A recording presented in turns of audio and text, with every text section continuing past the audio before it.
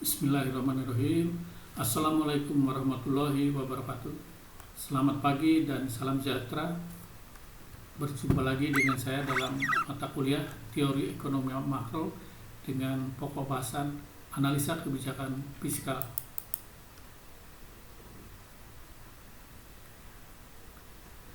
Kebijakan fiskal ya. Perekonomian tidak selalu bergerak ke arah yang diinginkan. Untuk membawa ke arah yang diinginkan, pemerintah melakukan kebijakan ekonomi makro. Ekonomi makro adalah tindakan pemerintah untuk mempengaruhi variabel-variabel ekonomi sedemikian rupa sehingga tercipta kondisi perekonomian yang dinamis, sehingga perekonomian berjalan sesuai yang direncanakan. Masalah-masalah makro antara lain sumber-sumber daya yang belum dimanfaatkan sepenuhnya, fluktuasi ekonomi, inflasi, dan pengangguran. Tujuan yang ingin dicapai antara lain tingkat perekonomian yang memadai, penggunaan sumber daya dan tenaga kerja secara penuh, terhindar dari goncangan harga dan inflasi, serta distribusi pendapatan yang lebih adil dan merata. Untuk itu ada dua kebijakan makro, yaitu yang pertama kebijakan fiskal, yang kedua kebijakan moneter. Kebijakan fiskal oleh pemerintah dengan memanipulasi penerimaan dan pengeluaran pemerintah dengan menambah atau mengurangi variabel-variabel yang dapat dikontrol oleh pemerintah, yaitu pajak, pengeluaran pemerintah, dan transfer. Salah satu dari kebijakan pemerintah antara lain kebijakan anggaran berimbang. Mari kita sama-sama cermati bagaimana kebijakan anggaran berimbang. Dampak pajak terhadap pendapatan nasional itu mengakibatkan pendapatan nasional berkurang. Dampak transfer terhadap pendapatan nasional mengakibatkan pendapatan nasional bertambah. Ini berarti jika pemerintah melaksanakan kebijakan menambah pajak dan transfer dalam jumlah yang sama, maka pendapatan nasional tidak akan mengalami perubahan. Ini pajak, ini plus transfer sama dengan minus B per 1 min B ditambah B per 1 min B sama dengan 0 per 1 min B, hasilnya adalah 0. Bagaimana kalau menetapkan kebijakan anggaran berimbang, di mana jumlah pengeluaran pemerintah sama dengan pajak, ini pengeluaran pemerintah plus pajak sama dengan 1 per 1 min B plus min B per 1 min B sama dengan 1 min B per 1 min B, hasilnya 1. Ini artinya jika penambah pengeluaran pemerintah dan pajak dalam jumlah yang sama, maka pendapatan nasional akan meningkat sebesar 1 kali lipat dari penambahan pengeluaran pemerintah atau pajak tersebut. Anggaran defisit dan surplus. Kenyataan dalam praktek anggaran berimbang itu sulit, sehingga bisa terjadi defisit atau surplus. Defisit spending merupakan pengeluaran pemerintah defisit karena lemahnya komponen domestik. Jalan keluarnya meningkatkan dan mengefisienkan penerimaan domestik melalui intensifikasi pajak, memacu ekspor, membatasi pengeluaran yang tidak perlu mengaktifkan fungsi pengawasan. Kebijakan fiskal infleksibel, pajak lamsam seperti yang pernah kita bicarakan, itu besarnya pajak tidak berkaitan dengan pendapatan nasional, sedangkan bill infleksibel, jumlah pajak dikenakan bervariasi dengan pendapatan nasional. Dalam hal ini, pajak yang dikumpulkan oleh pemerintah sebanding atau proporsional dengan pendapatan nasional. Ini model pajak yang lamsam ya, jumlahnya tetap saja. Sedangkan yang kedua ini adalah model pajak yang proporsional, jumlahnya tergantung kepada besarnya pendapatan nasional. Built-in flexible itu sama dengan built-in stabilizer atau automatic stabilizer. Dampak terhadap konsumsi, C sama dengan A plus B YD. YD sama dengan Y plus TR min TX. TX sama dengan T0 plus HY. YD sama dengan Y plus TR min TX. YD sama dengan Y plus TR, TX-nya disubstitusi dengan ini ya, menjadi minus T0 plus HY.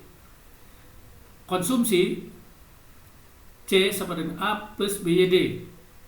YD-nya disubstitusi dengan ini ya, menjadi A plus B Y kurung ya, Y plus TR min TO T0 min HY kurung tutup. Sehingga C-nya adalah A plus BY plus BTR plus BT0 minus BT0 min BHY.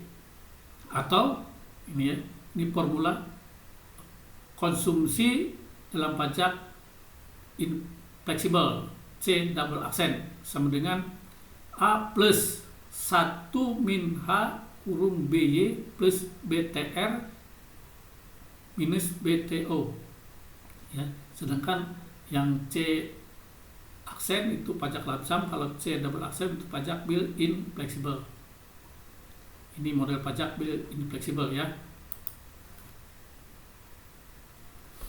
Dampak pajak built-in fleksibel terhadap saving. Saving atau S double aksen ini dalam model pajak built-in fleksibel sama dengan YD dikurangi C double aksen, ini konsumsi dalam pajak built-in fleksibel. S-nya sama dengan Y-nya disubstitusi dengan YD tadi ya, Y plus TR minus T0 minus HY. C-nya juga begitu diganti dengan C tadi, minus A plus kurung 1 min H kurung tutup BY plus BTR min BT0 kurung tutup ya. Sehingga S dalam pajak built-in fleksibel sama dengan Y plus TR plus minus T0 minus HY minus A minus BY plus BHY minus BTR plus BTO ya.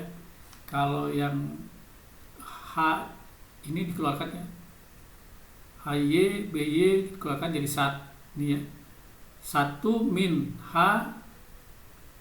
plus B plus BH kurung Y, dikeluarkan Y-nya ya, minus A plus 1 min B kurung TR ya, minus 1 min B kurung TO. Jadi dikeluarkan yang T R-nya dan TO-nya ya. Ini formula atau rumus saving dalam pajak built-in fleksibel. Kita ambil contoh, misalkan diketahui fungsi konsumsinya adalah C sama dengan 40 plus 0,8 Y. Pajaknya adalah TX sama dengan 20 plus 0,1 Y. Ini H-nya ini ya. TR-nya adalah 30M.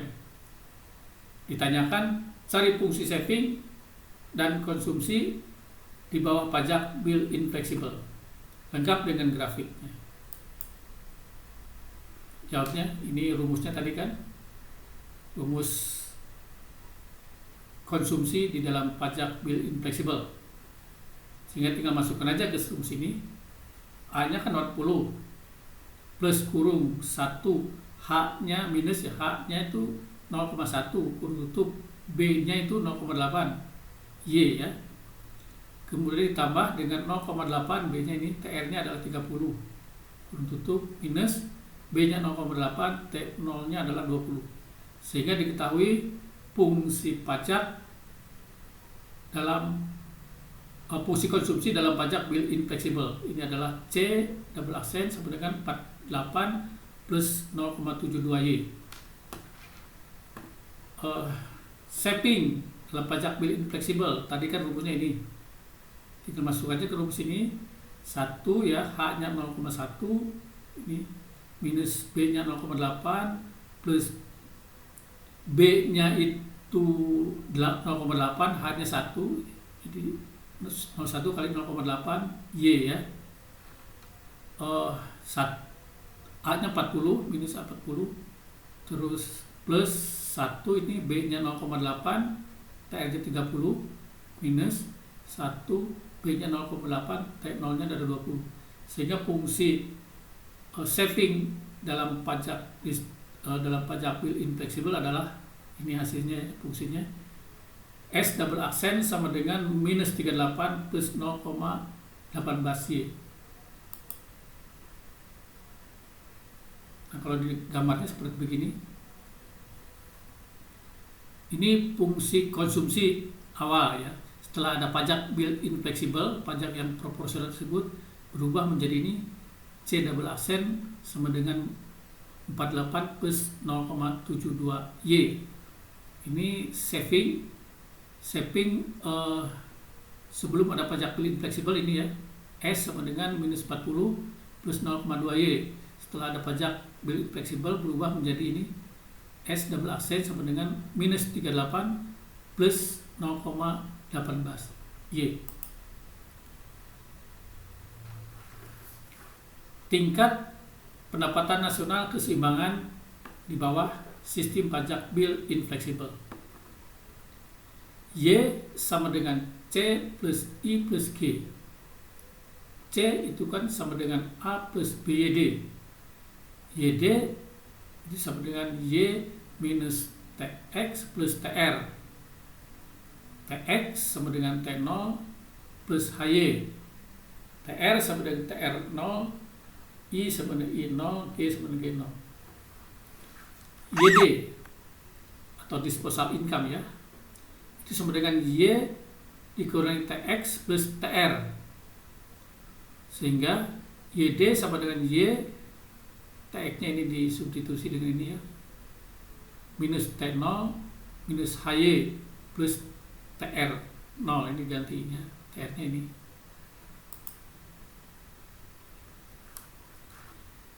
C sama dengan A plus BYD.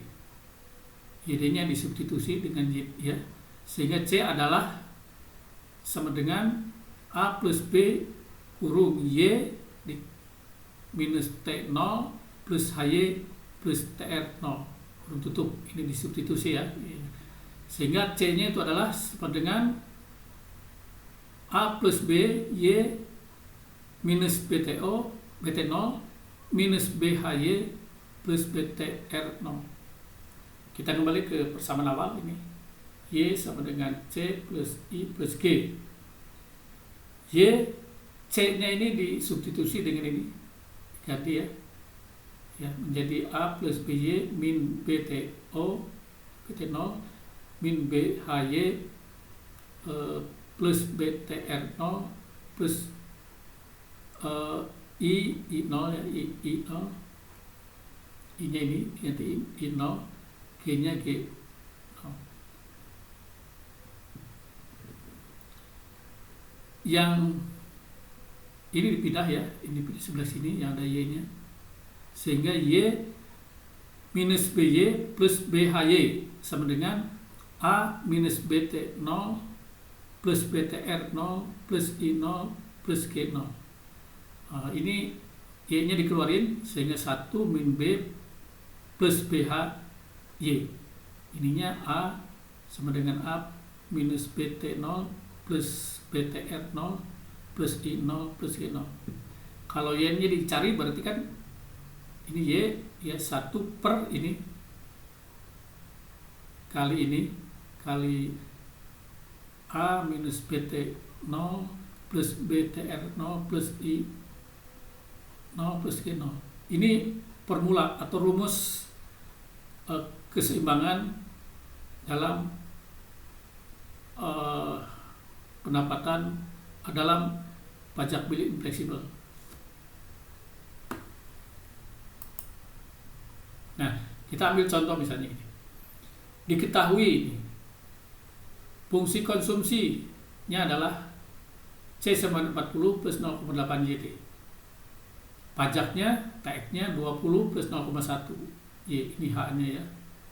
I-nya sama dengan 20, G-nya sama dengan 30, TR-nya sama dengan 50. Dari model perekonomian seperti ini, kita diminta untuk mencari pertama, tingkat pendapatan nasional keseimbangan. Yang kedua, jumlah pajak dalam posisi keseimbangan. Yang ketiga atau B, CC-nya ya, jumlah pendapatan nasional disposal dalam posisi keseimbangan. Yang A dulu, yang pertama ya, ini rumus tadi kan, ini formula pendapat equilibrium dalam pendapatan nasional keseimbangan di bawah pajak bilik fleksibel.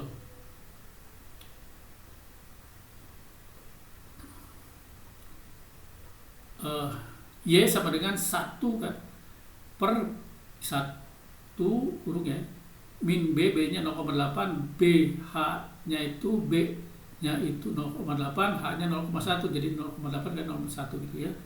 A-nya 40 minus B-nya 0,8, T0-nya adalah 20, B-nya 0,8, TR0-nya adalah 5 kan, I0-nya adalah 20, G-nya adalah 30. Sehingga diketahui pendapatan nasional keseimbangan dalam model pajak bilik fleksibel tersebut adalah Y-nya sama dengan 278,57 M ini ya. B-nya pajak keseimbangannya adalah TX sama dengan TX0 plus HY tadi kan. TX-nya adalah 20, TX-nya sama dengan 20, TX0-nya plus H-nya 0,1, Y-nya ini ganti ini substitusi 278,57 sehingga ketemu TX-nya adalah 47,85. Yang ketiga atau yang C ya, YD sama dengan Y minus TX plus TR0. Y-nya kita tahu ini kan 278,57 dikurangi pajaknya 47,85 ditambah transfernya kan 5 sehingga YD-nya disposal income-nya itu adalah 235,72 M. Angka pengganda pada pajak proporsional delta Y itu sama dengan A plus B delta T0 plus B delta TR plus delta I plus delta G per itu kan kurung 1 min B plus BH kurung tutup, sehingga angka penggandanya untuk pengeluaran pemerintah ini delta Y per delta G sama dengan 1 per 1 min BH plus BH min B plus BH. Pajaknya ini angka pengganda pajaknya delta Y per 1 delta TX plus sama dengan minus B 1 min B plus BH. K TR atau angka pengajak transfer sama dengan delta Y per 1 per delta TR sama dengan B per 1 min BX plus BH.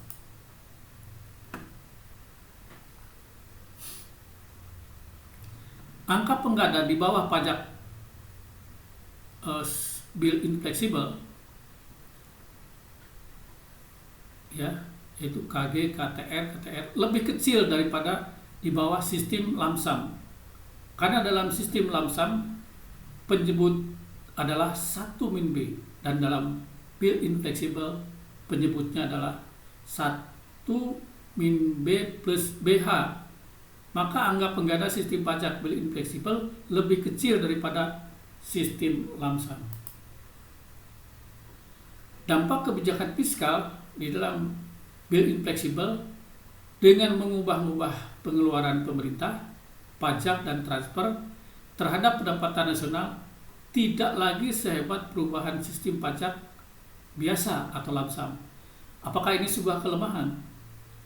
Misi sistem pajak bill in flexible memang untuk memperlemah goncangan-goncangan atau fluktuasi yang terjadi dalam perekonomian dengan mekanisme penstabil otomatis.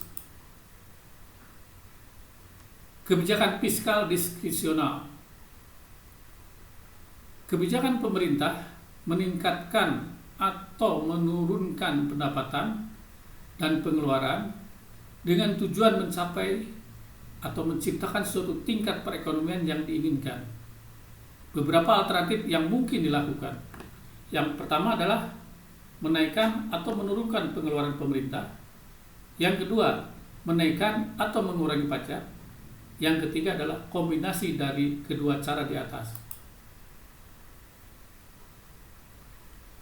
Misal, untuk mengatasi pengangguran dengan jalan meningkatkan pengeluaran pemerintah lewat proyek-proyek atau program pembangunan.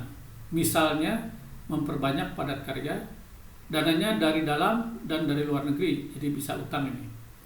Kalau utang sudah terlalu besar, alternatif yang sebaiknya dilakukan adalah alternatif kombinasi, yaitu poin ketiga ya, yaitu meningkatkan pengeluaran sesuai dengan dana yang ada sementara pajak dikurangi. Terima kasih, demikian materi yang saya sampaikan pagi ini. Sekali lagi terima kasih atas atensinya dan sampai berjumpa lagi di lain kesempatan. Saya akhiri dengan ucapan billahi taufik wal hidayah. Wassalamualaikum warahmatullahi wabarakatuh.